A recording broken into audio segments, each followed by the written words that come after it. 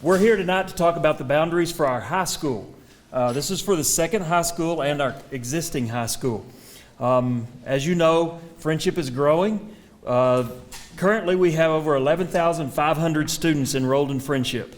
That's more than we've ever had. And due to that continued growth, we're having to build some new campuses, which the middle school opened last year, elementary will open next year, and then the high school will open in the fall of 2025.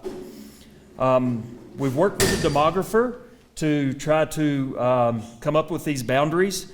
The demographer has researched the area, talked to people that own land, developers, and trying to figure out what their future plans are, and to help create these boundaries. The first one here, that is our current high school boundaries. So the colors on this one are our current elementary schools. The boundaries for the middle school are in the black. You can see the black boundaries there. That is the current middle school boundaries. And so what we're looking at is we've got a couple of options, and this is a process. So I don't want anybody to think that this is a done deal. This is a process. We get your feedback, just like we did last year with our middle school. We got feedback from that. We made adjustments, and this is the boundaries that we came up with after those adjustments from feedback from our stakeholders, you guys, and our school board.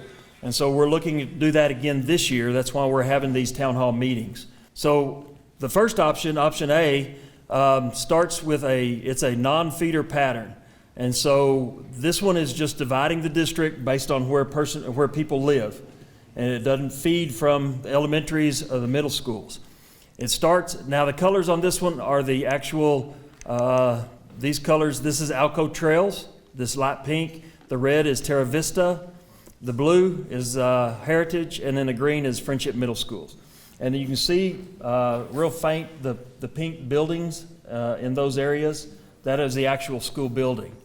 So this boundary will start at County Road 2378, which is our western boundary.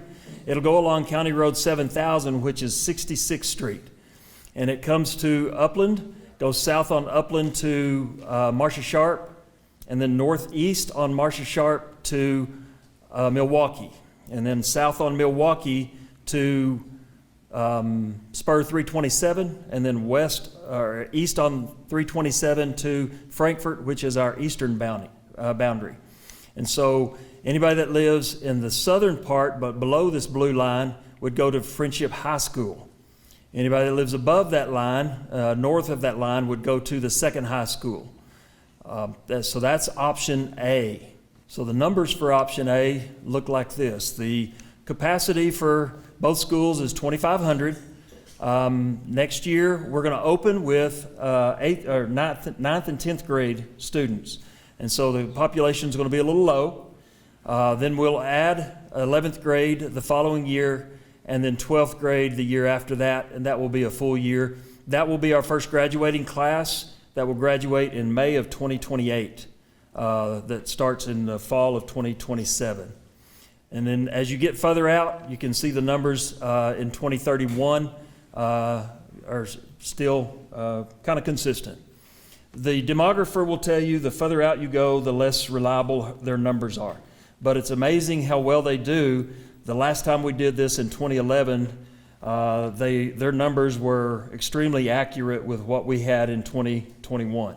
So in 2021, when we did this one, and we've made some adjustments and some reconfigurations with this one as well, but when they did this one in 2021, these numbers start from that demography study back in 2021. So option B is a feeder pattern.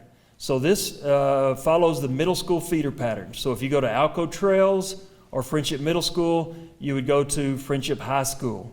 If you go to Heritage and Terra Vista, you would go to the second high school. And so this is a true feeder pattern. So all of our students could stay with their cohorts and move from Heritage or Terra Vista to High School number 2, or Alco Trails and Frenship Middle School to FHS. So that's the cohort and the feeder pattern. The numbers on this one, again, capacity is 2,500. It's a little bigger the first year because the numbers are just bigger. And then 9th and 10th grade, and then we add the 11th grade, and then we add the 12th grade. As you get out here, you can see the numbers kind of flip-flop, and high school number 2 seems bigger than than Frenship High School. But if we look back at this map, there's a lot of area here that can be developed. And so the numbers have to be a little smaller at FHS in order to absorb future growth.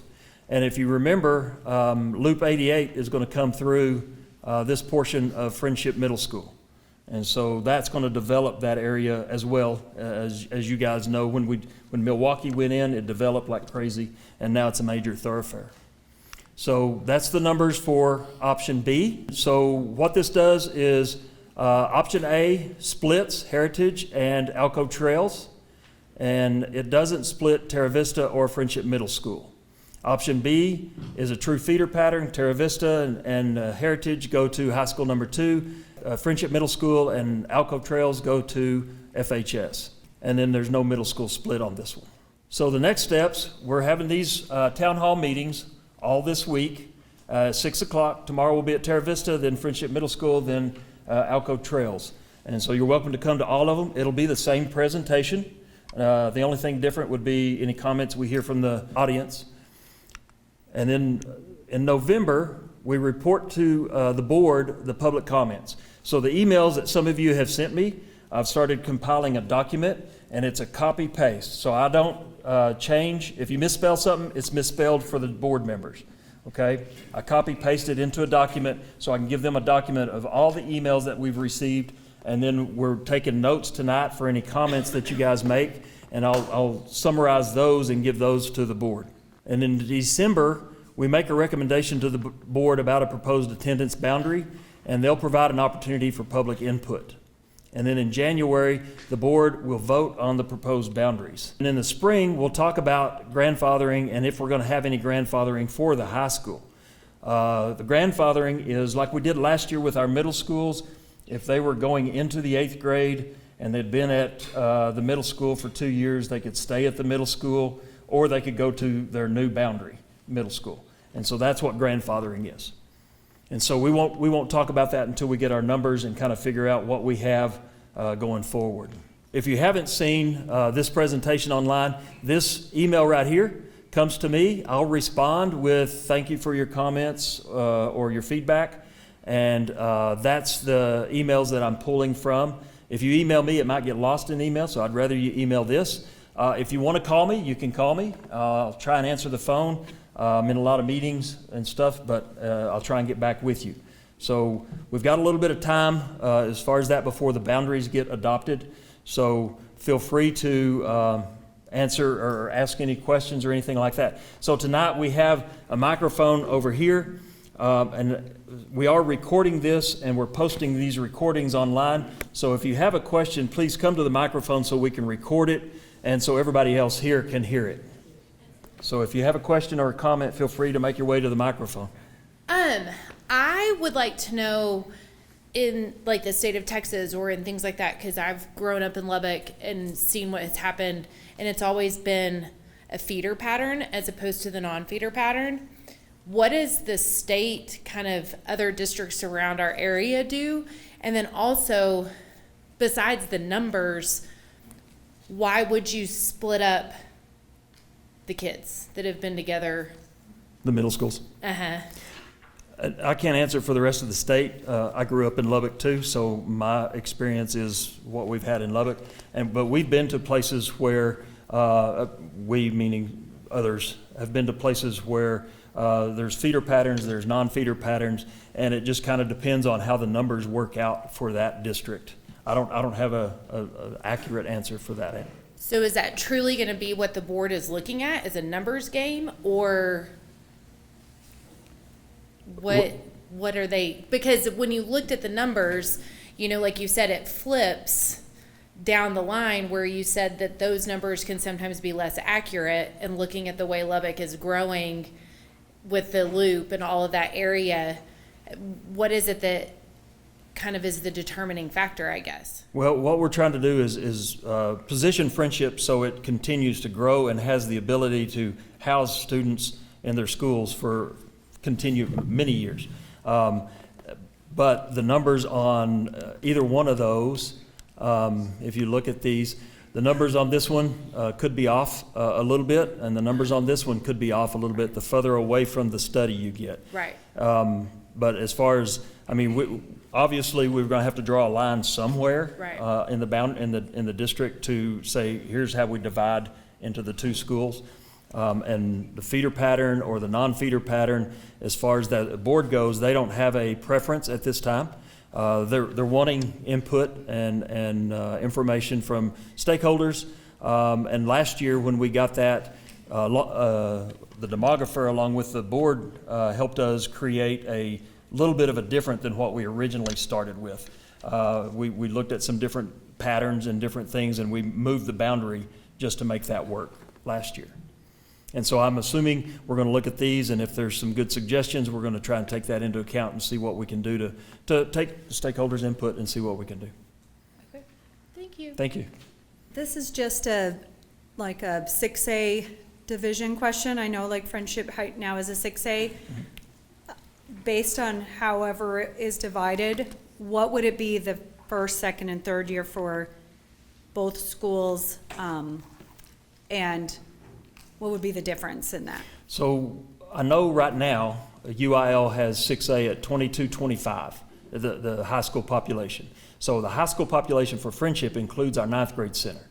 And so we're sitting at 3,200 students, 3,285 students right now. So we're in the 6A right now.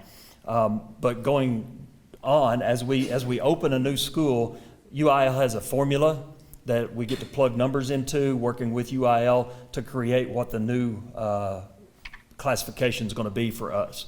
I don't know at this time what it would be. And we don't know what next year or next recalculation, if you will, of UIL, what that number is going to be for 6A. We're hoping to get out of 6A just like you guys are. 2-hour travel to compete with anybody is a long ways on a Tuesday night, and they got to get to school the next day. So we're hoping it brings us down to 5A and Lubbock becomes its own UIL district right here. That's our hope. Who knows what UIL will do? So would it be beneficial to kind of get almost like a straw vote with everybody who's here if people have made up their minds already? Because like for me and my family, I would like the feeder school system, the option. Well, I don't want to put anybody on the spot. We're not going to take straw votes. We don't put this out for vote. We look at it. We work with the demographer. We work with the board and try to figure out what is going to be best for the district, for you. I understand, but you're also wanting the opinion of everybody who's here. Right. So, okay. Correct, but I think it would be more influential if everybody has, just to have that vote and have it Well, recorded. and so that's what we got the email for, is if you want to email. I don't want to take a straw vote and put anybody on the spot. So we've got the email. You're more than welcome to send me those opinions or comments, feedback, and I'll give them straight to the board, sign your name to them. I'll give them to the board, and they'll know who sent that. Okay, has there been any data of analysis of the average median household income of the two plans? Have y'all done that? Our SES, or student economic factors, with option B, they're within 2 percentage points. One's 46, one's 48. With the other one, it's 50 and 46 with option A. With option A, there's a bigger spread? Yes. Okay, thank you. And I just want to clarify, you don't have any clarification on the grandfathering clause? Like that's not set yet? No, we don't have anything on that yet. Okay. That Sorry. was what I really cared about. Sorry. Hi. I had a question, just if you're considering in the feeder pattern schools, we moved here about 4 or 5 years ago from College Station, which went through this about 10, 12 years ago. And there seemed to be great benefit in those middle schools feeding in and getting excited about the new mascot, because it's a very difficult change from going from tigers, we're tigers and all this, and then all of a sudden you would have a new mascot, which is great, but you had to get those middle schools feeding in and excited about what they are. So do y'all consider that, besides just the numbers, do you consider that's really good to get whole middle schools feeding in together rather than splitting middle schools into two options? By the time we open the high school, Friendship will have had 90 years of being Tigers. Right. And so our board is real conscientious about keeping that culture of, if you will, small town but big school. And so will it play in what their decisions are? I'm sure it will. I don't have an answer for that. As far as, you know, is this one better than that one? Can we get the culture doing it this way or doing it that way? I don't have the answer for that, but yes, that plays a big role in what everybody thinks about. At one point, we were talking about, let's just stay Tigers and Tigers, you know, and see what we can do. But one of the things we're going to do is after we get the boundaries set, we're going to pull current 7th and 8th grade students, because that'll be our first classes that go into the new high school. And we're going to pull them. They're going to help us pick mascot colors, school songs, and things like that. So we're going to get the kids involved, and we're going to elevate their voice in that process. I think that's great, because that's Yes. exactly what they did. And I have a second question for somebody else. How will just having 9th and 10th graders on one campus affect athletics? Do you know? So one thing that we've talked about is we're not going to play varsity football because the 11th and 12th grade boys are just huge. And 9th and 10th grade are still growing. And so the following year, when we have 11th grade, we'll open up to a varsity level. But every other sport, from what I understand, and this is good until we walk out these doors, every other sport we're playing varsity. Okay. Question, like our daughter lettered her freshman year in high school, and I've already emailed you my thoughts on stuff, but our daughter lettered her freshman year in high school. So students, I know you aren't talking about grandfathering, but it would be a challenge for students who, like, if our son was to do the same thing, to have a letter in one high school and then not at the same school. I mean, those are some things that I think have to be considered, because Sure. it does happen in this district. So what are some of the thoughts on that continuity of programs for kiddos? Well, as far as whether they lettered here and lettered there, we haven't had that discussion, so that's a good comment. But I know that the second high school is going to have the same opportunities, and basically we're going to provide more opportunities for students, because we're going to have 2 starting quarterbacks. We're going to have 2 valedictorians. We're going to have 2 salutatorians. We're going to have 2 CTE courses at both schools. So it's going to be more opportunities for kids. Some of the kids that don't get to right now are going to get the opportunity to.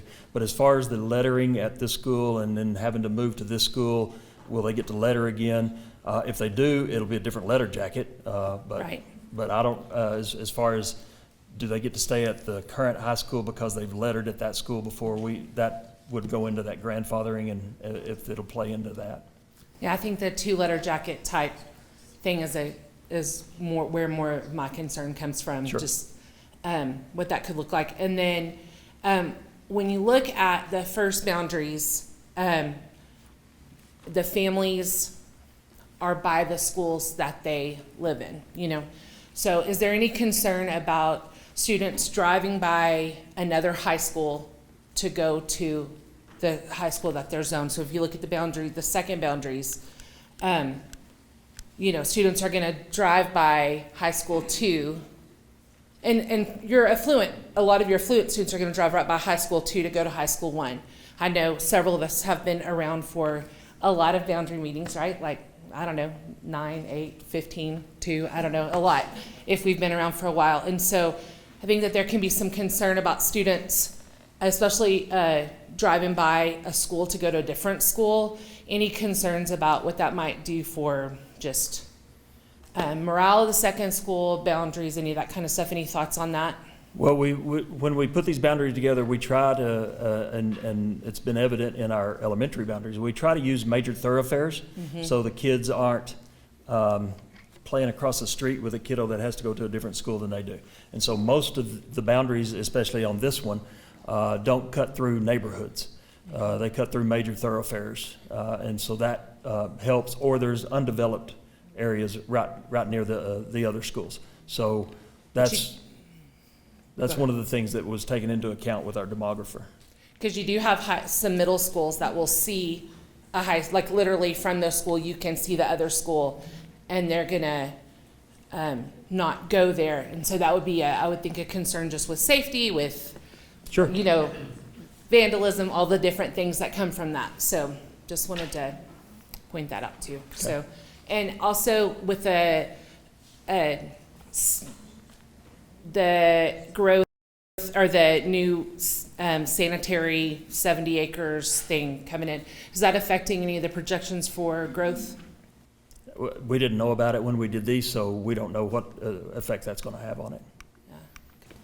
Just to piggyback on what this gentleman said earlier about taking a vote, I understand not doing it now and putting people on the spot, but if y'all are gonna let the 8th graders vote and help pick mascots and colors, maybe you should let the parents help pick how the boundaries are gonna be and do like an online voting, something even through social media, something that the parents get to have our voice, because it's our tax dollars that are helping pay for a lot of stuff, and with the bonds and all that sort of thing. It's kind of, as a parent, disheartening that you're going to allow the students to pick colors and a mascot, but not really care what we say. No, we do care what you say. That's why When we you have don't let us the boundaries. vote, though, that pretty much takes our voice out of it. Giving us a vote and taking that and proposing that to the school board lets us know that our voice actually does matter and what our concerns are do matter. But saying our vote doesn't matter, or we're not going to get a vote. Like, I understand not doing a straw vote here with it in front of everybody, but you should give parents the chance to actually be heard. Sure. That's all I wanted to say. Okay. And again, I encourage you to hit the Friendship Boundaries email. This is a little bit of a side issue, but it was mentioned earlier about people traveling distances to get to school. When we lived in Rochester, New York, they had plenty of buses, and the buses would pick the children up. They would actually arrive in front of the elementary school almost all at the same time with these diagonal slots. The buses would sit there, the bell would ring, they would open the door, and the children would pour out, and almost no one took their children to school by car. The only time they did that is if there was something going on. But whenever we first got here and we looked at school buses, we were told that even though we were like a mile or a mile and a half from the school, that our child would be picked up an hour ahead of time. And I think that my feeling is the school district does not want to bus the children and creates impediments to it, so that we're all having to take our children to school and from school. And that's okay, but when the schools are built, there seems to be absolutely no thought about all of these parents who are under the pressure to bring their children to school and bring them home from school so that they're not on the bus for too long. And drop off and pick up is a nightmare, because there seems to be absolutely no thought in the construction of the school and the layout of the drive-ins and pull-ins and all this. It's not designed at all for drop-off and pickup. And it creates a tremendous burden upon parents to wait for 20 and 30 and 40 minutes sometimes in a line to pick their child up. And there's no thought of traffic control around the schools. And it would be very helpful to this community if the school district would put more thought into that burden that's on the parents. Okay. Thank you.